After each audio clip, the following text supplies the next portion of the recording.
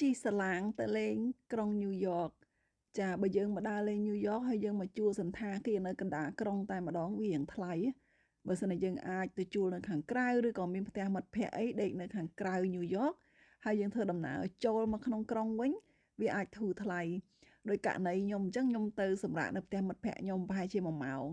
អីពីញូវយ៉កនឹងហើយពេលដែលធ្វើដំណើរមកបើយើងជិះឡានមកក៏បានដែរប៉ុន្តែវា traffic ស្ទះចរាចរណ៍អីពិបាកចតឡានអីញ៉ៃយើងបើកឡានទៅកន្លែងកំពង់ផែឬមួយក៏ទេសភ្លើងអីចឹងណាចានៅក្នុងករណីខ្ញុំថ្ងៃនេះខ្ញុំជិះសាឡាងហើយថ្ងៃស្អែកខ្ញុំនឹងជិះទេសភ្លើងម្ដង